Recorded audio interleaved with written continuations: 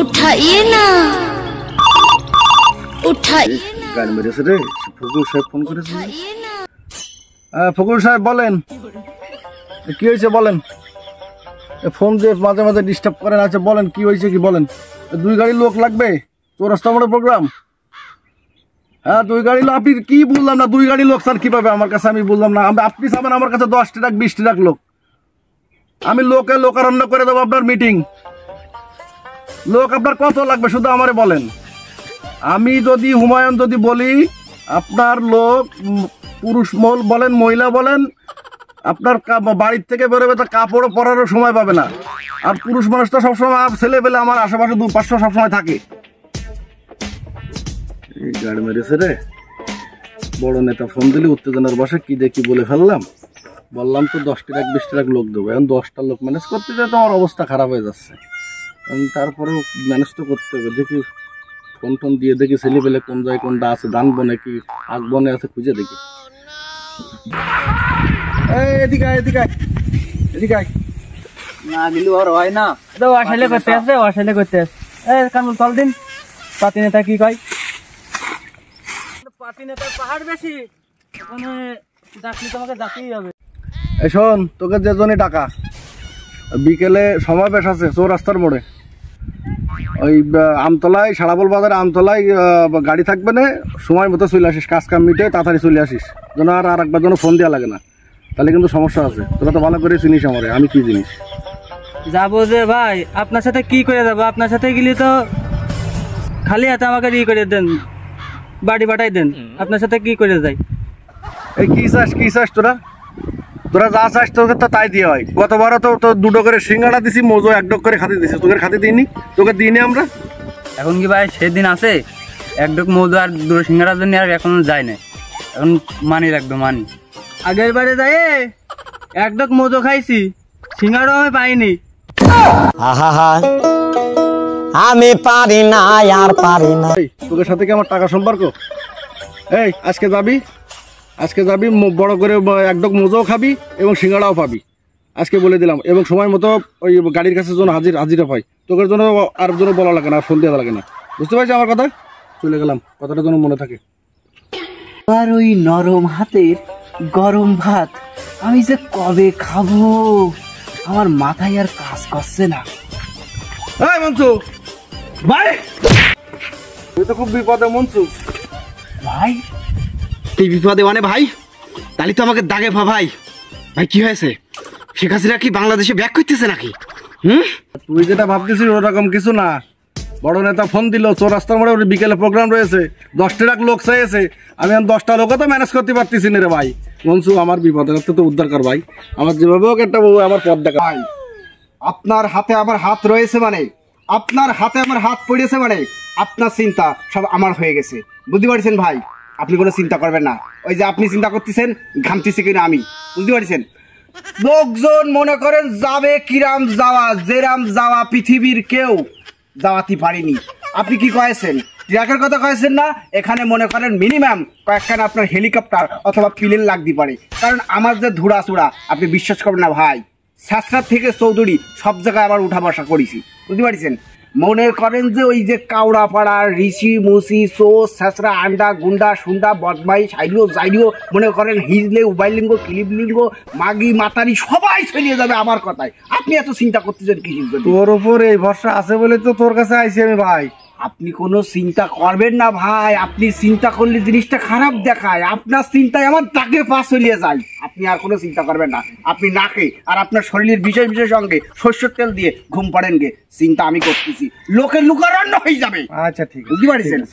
ঠিক আছে ভাই চাপ নেন কেন আমি মনসু এখনো পর্যন্ত জ্যান্ত রয়েছি আমি তো মরিনি ভাই চলিয়ে যান আমি একটু ওই সেমিস্টারে খাওয়াই আসি আমার সঙ্গে কথা না করলে ঠিক আছে কথা বলে সময় মতো চলে আসি ঠিক আছে ভাই চলে যান চাপ নিয়েন না ঠিক আছে এইখানে আপনারা লক্ষ লোক আসিছেন গুনলি অবশ্যই শোয়া ভাসবে না তা যাই হোক আপনারা বিশৃঙ্খলা করবেন না ওর পুঙ্গায় কাটি দিয়া দিয়ে এগুলো কিন্তু ভালো না আমাদের নেতা জনমানুষের নেতা সে নেতামি করতে যায় জনগণের পিছনে থাকতে যায় জনগণের ভালোবাসতে যায় এখনো পর্যন্ত বিয়ে করতে পারিনি। চুলবাল সব পাইকে গেছে, কিছু কিছু পড়িও গেছে, কিন্তু তার কপালে এখন কোনো মেয়ে জুটেনি। সে চাইলে অনেক কিছু করতে পারতো, কিন্তু সে চায়নি, কারণ সে সব মেয়েকেই তার বউ মনে করে। বউয়ের সম্মানটা সে দেয়।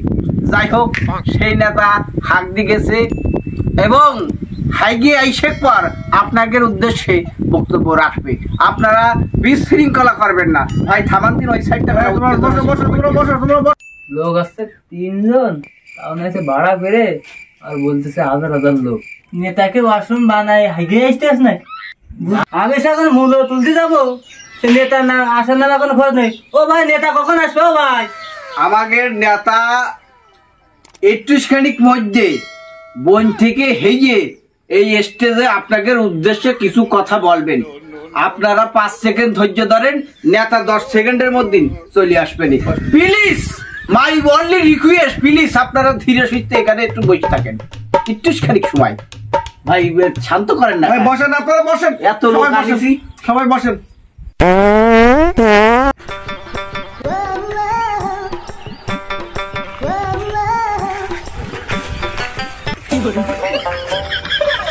এই যে আমাদের নেতা এক্ষুনি স্টেজে প্রবেশ করবেন। যেই নেতাকে নিয়ে দুটো একটা কথা না বললেই নয়, যেই নেতাকে দেখলে মহিলাদের গর্ভধারণ হয়। ভাই ভাগ করিয়ে দেন, নেতা উঠুক, বসুক। নেতা আসেন। এই বাচ্চা লোক, তালি দাও, তালি দাও। এইবারটাই এখনই আমাদের নেতা আমাদের জন্য কিছু কথা বলবেন, গুরুত্বপূর্ণ কথা। আপনারা মনোযোগ সহকারে কান খোলা রেখে খাড়া করিয়ে কথাগুলো শোনেন। নেতা কি বলবেন আমার বোঝা হয়ে গেছে। নেতা, আমার একটা ফোন ভাইরা ভাইরা সবার মহিলা গুলো আমার, মহিলারা সামনে সরে আইসো। নেতা, এখানে আপনি মহিলা পালেন কোন জায়গা? এখানে তো কিছু শিশু বালিকারা রয়েছে। আরে তা ওগুলো কি বড় হবে না? ও বড় হলে কার হবে না? ও বড় হলে তো সব আমারই হবে না। ও আচ্ছা আচ্ছা আচ্ছা। আচ্ছা যাই হোক, ও যে কইলো ফোনে কইলো যে ও 50-60 লাখ লোক নিয়েছে, মানে প্লেনে করে লোক নিয়ে আসবে, তাই কিন্তু আমি দেখছি হাতে গোনা কয়েকজন লোকগুলো গেল কানে। এইটা কোনো কথা বলেন নেতা আপনি? লোকে লোকারণ্য হয়ে যাইতো, কিন্তু সমস্যা তো এক জায়গায় ঘটে গেছে। কি কি ঘটেছে? ওই যে আপনারা ডিজিটাল করে দিয়েছেন, আর এই ডিজিটাল বাংলাদেশে লোকজন শৌখিন হয়ে গেছে। কাছে হেলিকপ্টার অথবা প্লেন, তা না হলে তারা যাবি না। আমি আমার ব্যক্তিগত যোগাযোগে হেলিকপ্টার আলাগের ফোন দিলাম, প্লেন আলাদা ফোন ধরলো, ধরার পরে কইলো ভাই প্লেন আমি পাঠাচ্ছি, কিন্তু একটু সময় লাগবে। কখন? তা ওই চাকায় রং করা নেই আর পাখায় রং করা নেই, রং করার সময়টা দিতে হবে। তত সময়কে আপনি দেন, হুট করে প্রোগ্রাম ফালাইছেন, তার কারণে একটু সমস্যা হয়ে গেছে। তবে সমস্যা নেই, সামনের দিন রকেটে করে লোক নিয়ে আসবো, রকেটে করে আসবো। নেতা তুমি একটু তাড়াতাড়ি করো, আমার হাগা লেগেছে, আমি বাড়ি যাচ্ছি। আচ্ছা আচ্ছা, আমি তাড়াতাড়ি শেষ করছি।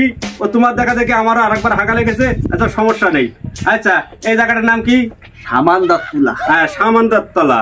আচ্ছা, আগামী নির্বাচনে আমি যদি পাশ করি, এই সামানদত্তলা আমি এয়ারপোর্ট বানাই দেবো। আপনারা সবাই এই এয়ারপোর্টে এসে প্লেনে করে আমার জনসভায় আসবেন। আর আমার মার্কা কি মনে আছে? আমার মার্কা হচ্ছে বাঁশ।